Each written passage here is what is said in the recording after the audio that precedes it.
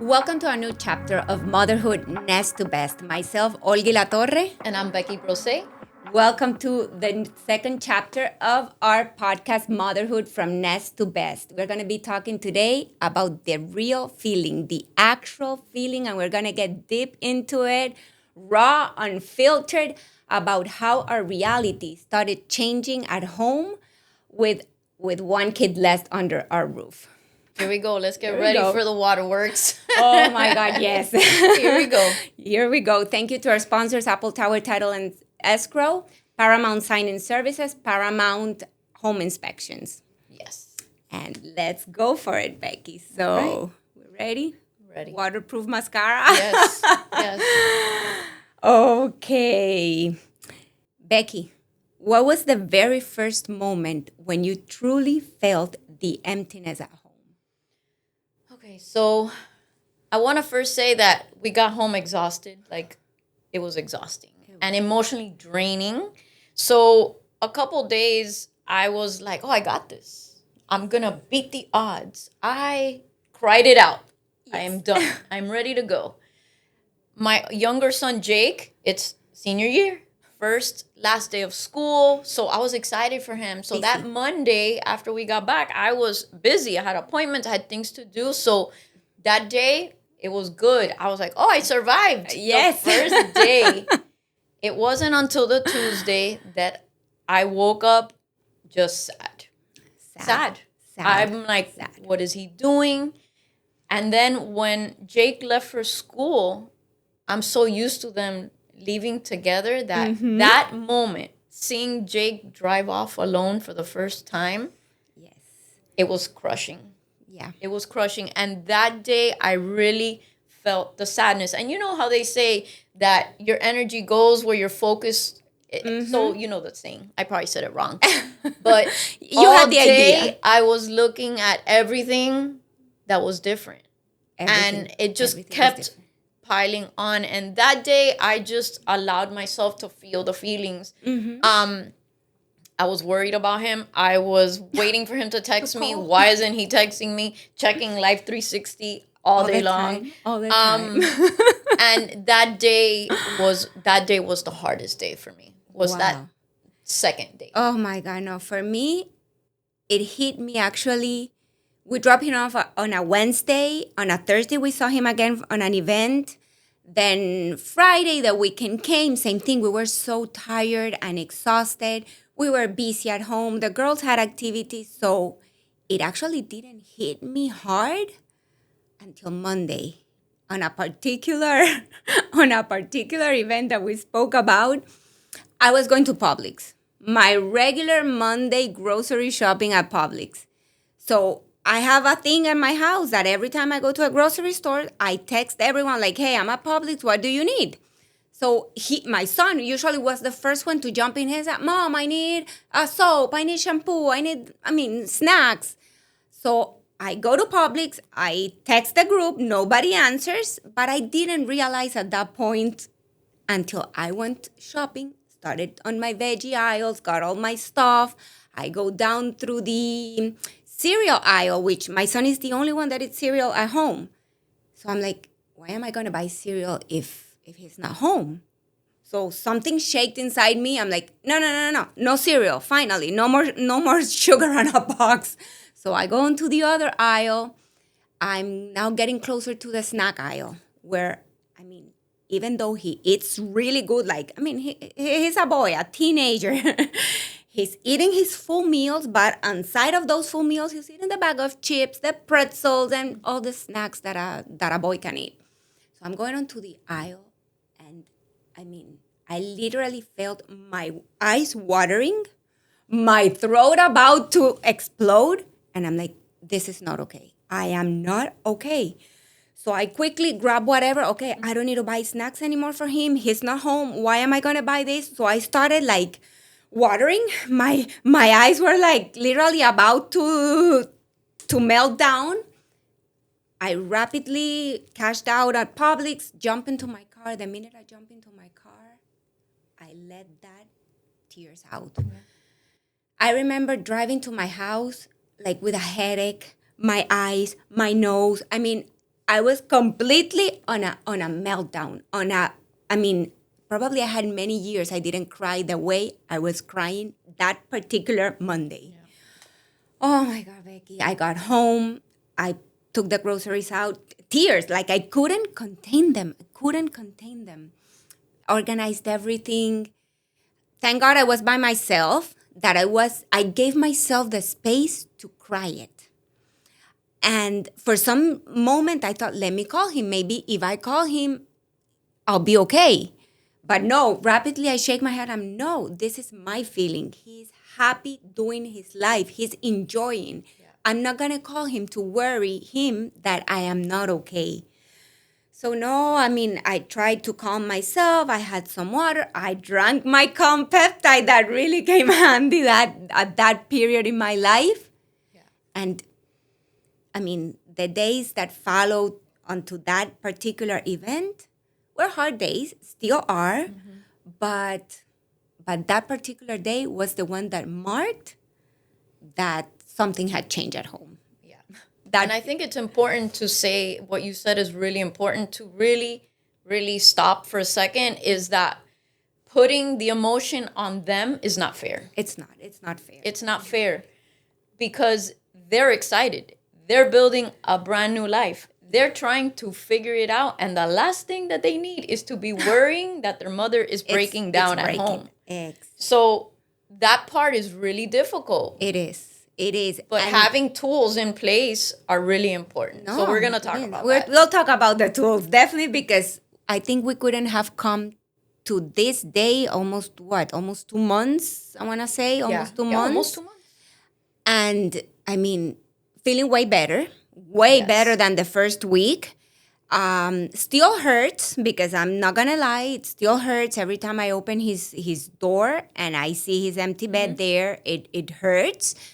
But yeah, we have the tools. We are using our mindset, our positive. All the personal development, all that we've learned throughout the years to outcome this feeling. Which I think is a perfect segue to the second question we wanted to talk about. Like, what are the moments that you're just living and now you realize that, wow, daily life is different? And for me, it equated to this one feeling that I had when I brought him home from the hospital.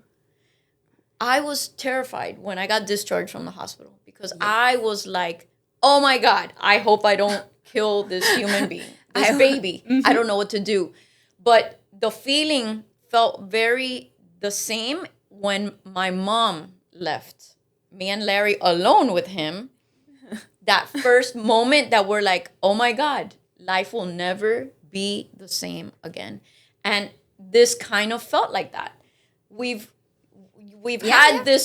nurtured this human being for 18, 19 years, and now they're not within our walls. And that really felt scary.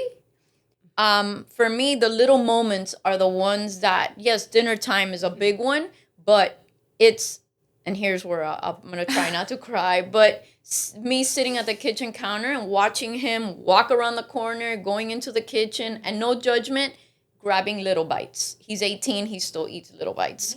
Our talks, Chase and I would just talk. Like, he would sit with me and we would just talk about something, about nothing. I miss that. Football season, him and I would watch the game together. Jake, my younger one, is usually in the room or with his girlfriend or playing basketball at the park. My husband, Larry's outside. And Chase and I would watch the game together. That was a special bonding moment that we had. So it's in those little nuances throughout the day where I miss him. I mean, the change in routine has been drastically altered. I mean, for me, it was waking him up every morning. Like, I would go to his room, I would open the door. Of course, it's like, Ma, close the door. That Ma, close the door, I miss that. So I would like knock, open the door slowly, like, hey, Andre, it's time to wake up. I mean, come on, are you going to have something for breakfast? And he would just say, Ma, please, a coffee. He started drinking coffee in senior year. I mean, like a cappuccino. So for me, making him, I love a cappuccino. For me, I have a connection with coffee. I don't know. I love it. So when he told me he wanted a cappuccino, for me, making him that cappuccino at 6 in the morning was a little connection of my love to him. Yeah. So I would put him the coffee. He will come out of his room, drink his coffee, and in the moment he was just drinking his coffee there, we were just talking. Yeah. I miss that. I truly miss that coffee conversation. And it's the whole day. I mean, it's just the whole. I mean, if you think of the whole routine a mother and a son have, it's a 24/7 thing. Checking on his grades. Are you doing good at school? Do you have homework? You have a dental appointment. All the little things that we control until some point, and that like line in the routine, that break, that I no longer know what he's doing. I mean, I don't even know his schedule. Yeah. I have to ask him, do you have class today? He's like, yeah, Mom, at 3. I'm like, oh, okay. And that part is hard, that now I don't know his new routine. And he probably misses a little bit, probably, I want to say, the routine that he had at home. Yeah. Yeah, I agree. That's a good point. Like not knowing and also not being a part of their routine. Yeah. Like we were part of it. We were always pushing them along. And now it's all hands off. And we have to be hands off. No, absolutely. Because at some point, we have to trust that what we raised or who we raised is up to the task. That they can figure it out, that they can fly on their own, and we have to take a step back. Oh, we have to take a step back. We can't continue to try to control every situation, which I am a control freak. I think we are all. We all. It's hard. Yeah. It's hard to trust that they are actually going to do what they're supposed to do without us encouraging. But we can be the encouragers, but from afar. But exactly, no. So those little things on routine really contribute to the sadness that we were feeling.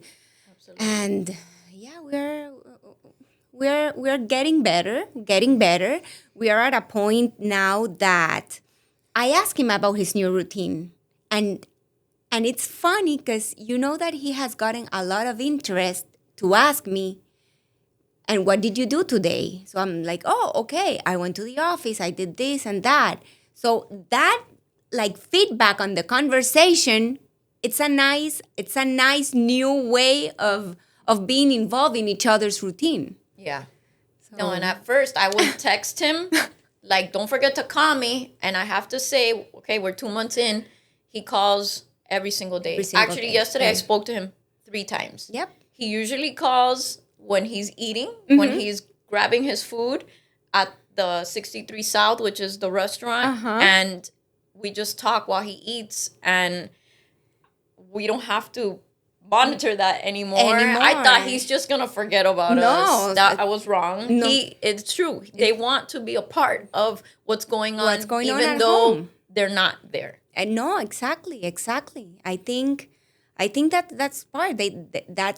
I think that's probably their way of saying, I miss home, but I'm okay, but let me know what is happening in my home. Yeah. Yeah. Becky, and what about, we have felt sad in many situations in our lives. We have felt joy in many situations of our life. When do you think, or how do you validate that what we were feeling was normal? I mean, like feeling sad, it's also normal. It's okay to feel sad. It's okay to feel happy. It's okay to not be okay. Yes. So how do you validate that feeling the days that you still wake up some days? I mean, I still do wake up some days that I'm like, oh my God, he's not home.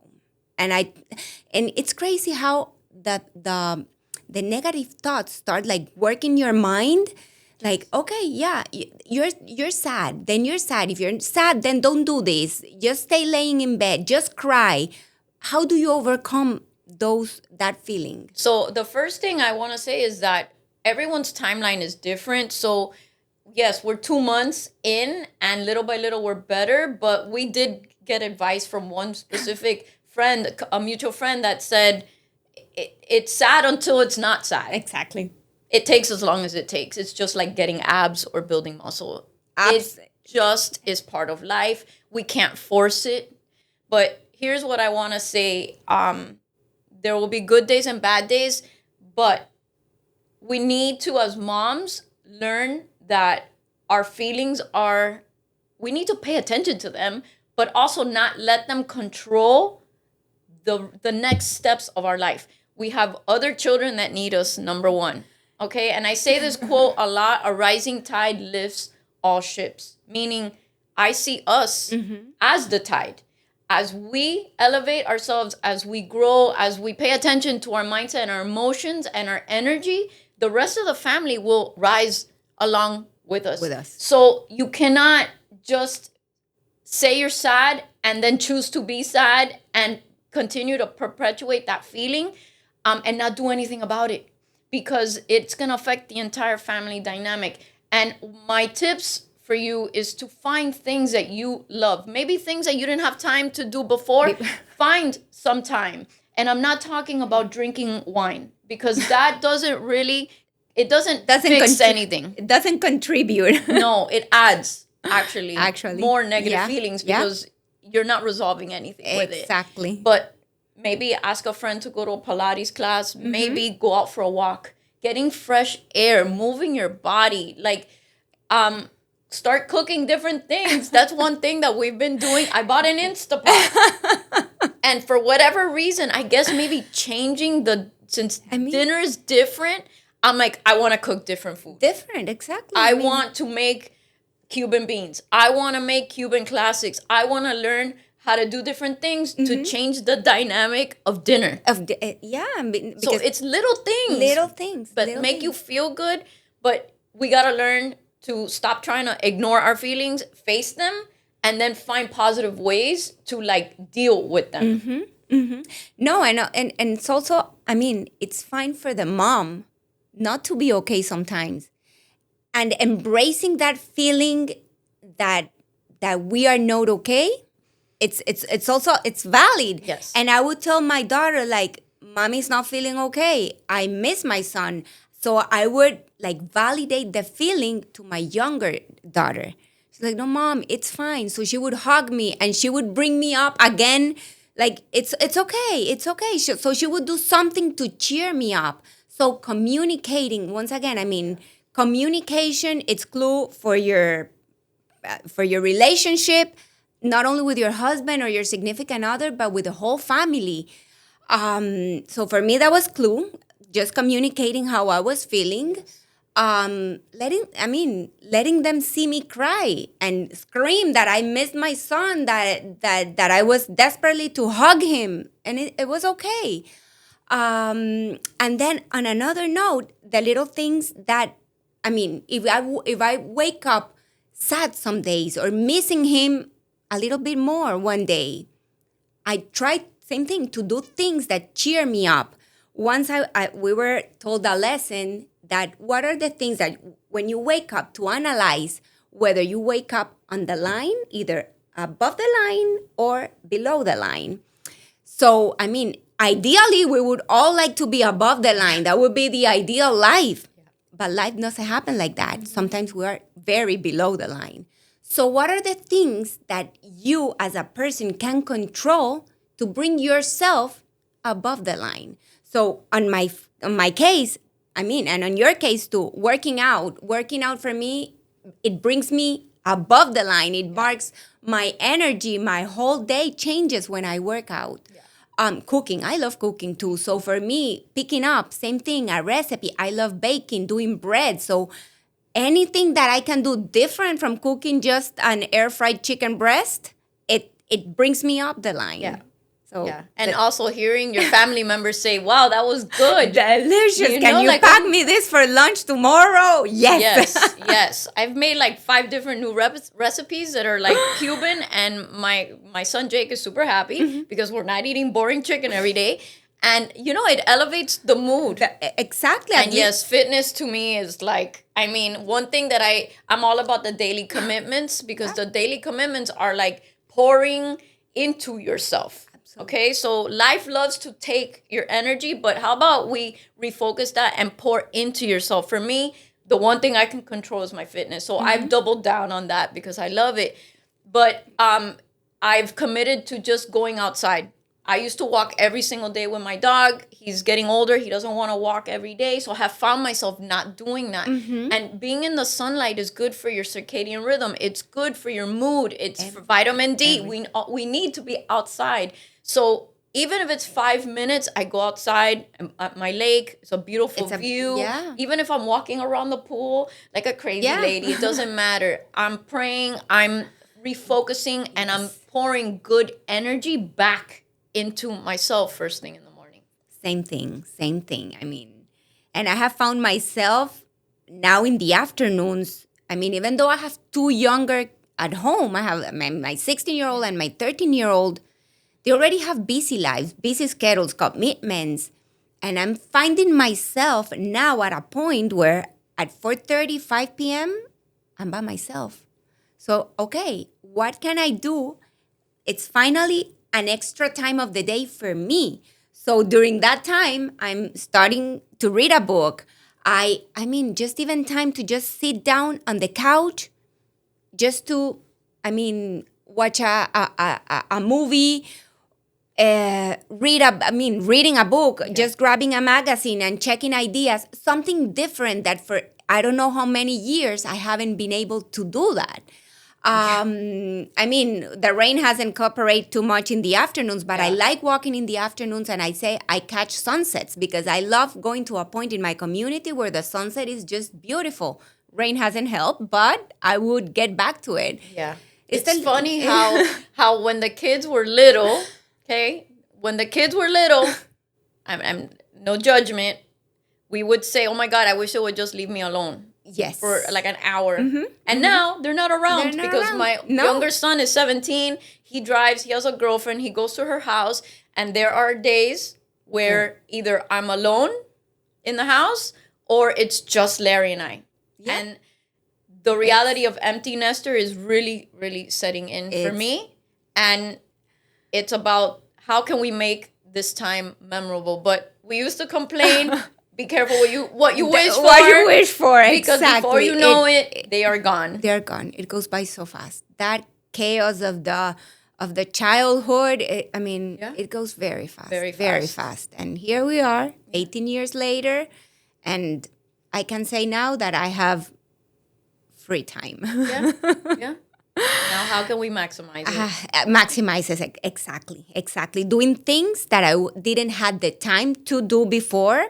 I'm planning same thing. I want to join a Pilates class. There's many things that I want to learn how to play tennis. There's so much I have in my mind that I want to accomplish that I'm like, okay, maybe it's the time now to start getting onto that. Yeah. Becky, and what about the family? Because I know it really, we're talking here how hard it hit us. But sibling, to your son, like to my daughters, it was hard. Their attitude, they were, especially the 16-year-old that they're very close. She was giving me such a hard time, an attitude to a point where I sat with her and I'm like, okay, let's talk. It hurts. Yeah. It's fine that it hurts. Let's validate this. Let's make it together. We're gonna be fine. So for the siblings was really hard. Also, not having Andre around the house. Yeah. My son Jake is he wants to be like, I don't want to say the tough guy, but he doesn't show emotion that much. But I know he misses him. He had never not been with Chase. No, same thing. They're 1 year apart. So now he's like, when he doesn't have things to do, he's looking around, like, I'm bored. I'm bored. He doesn't have a golfing partner. Oh. Because him and Chase played golf together. No, they played basketball together. They always played sports together. They play video games together. I mean, all the time. It's his natural best friend is not there. And I will say that he has really stepped up. He has really matured. Mm-hmm. In his schooling, he's working really hard on his senior year. But the way that he has supported me, mm-hmm. like we went on a date night last week, him and I. And just, we're spending quality time and really talking, mm-hmm. where now I get to foster that relationship with him. Yeah, exactly. So we're kind of leaning into each other. Do they talk all the time? They talk all the time. Larry and Chase, mm-hmm. like the other day, they were driving me crazy because Larry had him on speakerphone and they were going on and on and on and on about football. That's their connection. Like, Chase is really smart when it comes mm-hmm. to football, and Larry too. So they have these long conversations. Analyzing the whole game. Does it have to be on speakerphone? So, we are all dealing with this the best that we can. Mm-hmm. But, like, it's getting easier. It's getting easier. Yeah, I feel it's getting easier with my daughters too. To the point that I feel that my 16-year-old, I think she took the position of now being the older daughter at home. Awesome. So, and same thing, they talk all the time. She's like, Mom, I spoke with Andrea this morning. I'm like, well, you were in class. Yeah, Mom. While I was walking to class, I called him. And for me, that makes me feel like, okay, that's nice that they're still nurturing that relationship. That's amazing. Yeah, it's getting better. Becky, I know you have a son Jake is going to college next year. Yeah. What advice would you give yourself, because you're going to go through it again. Okay. What advice would you give yourself to validate this feeling that is coming again? I think it's like I tend to stress myself out mm-hmm. for everything, overthink everything. I over dramatize everything, and it's just relax.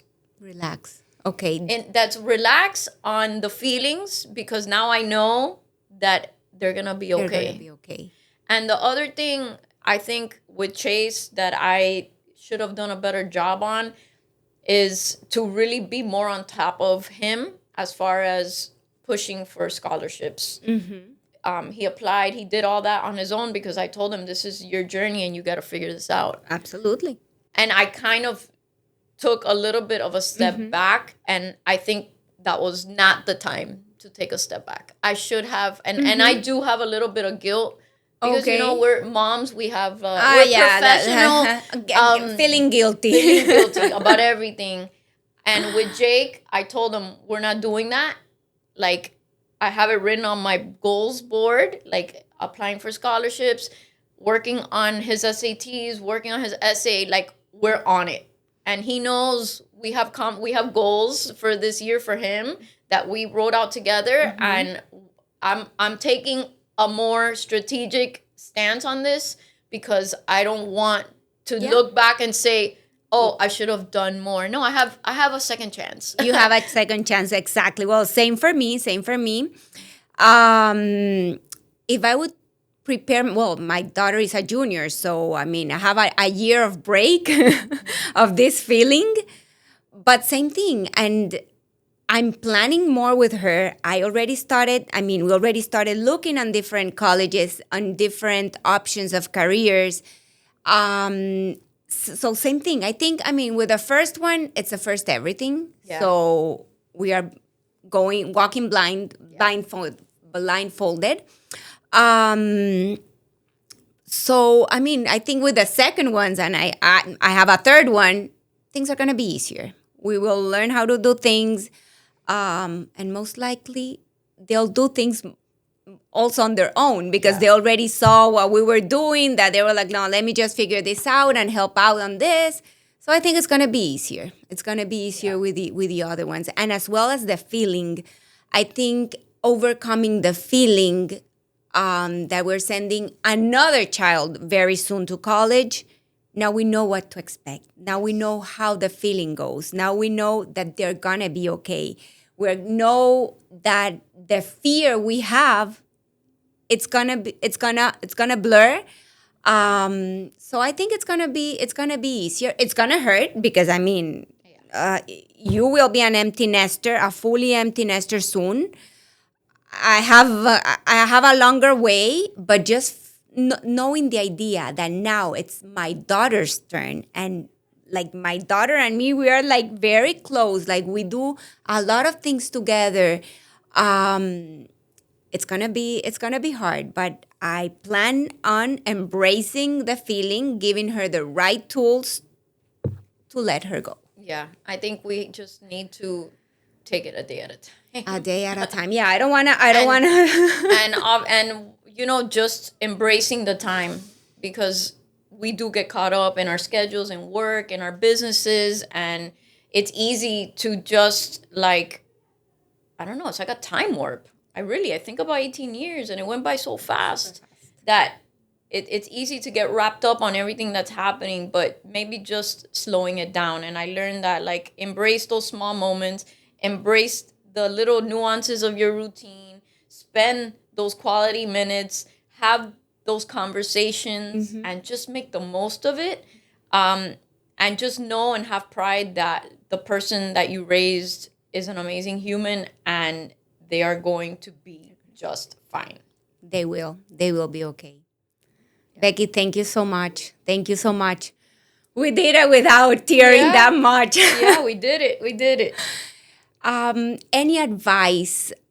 What would you say to a mother that is soon sending their kid of doing the applications? We have a bunch of friends doing applications now. They're gonna start receiving decisions letters, and soon taking a decision on sending their kids out. Just a piece of advice that you would say to that mom about what she's going to be feeling. Okay. The first thing I'm going to say is let them decide the route that they want to take. But we do now know that it is amazing experience for them to go away. As much as it hurts, as much as that it scares the bejesus out of us, going away it's just a priceless experience for them. It is. And it's just remembering, for me, like I remember a friend of mine telling me that it's not about you, it's about them. It's about their experience and their journey to adulthood. So it's just managing those emotions. You're going to feel it. It's going to be scary, but it's going to be fine. You have to remember that the person you raised has the skills, and the morals and the knowledge to be just to fly. Let's let them fly. Yeah. We raise kids for the world. We raised them for the world. We sure did. Thank you very much for watching. Thank you very much, Becky, for sharing this space here. We are on the process of healing our hearts, of healing this feeling and helping other moms heal their feeling too. Letting all the moms out there know that it's a normal feeling. Just embrace it. Yep. Until next time. Thank you to our sponsors, Apple Tower Title and Escrow, Paramount Sign-In Services, and Paramount Home Inspections for making this space possible. Thank you so much.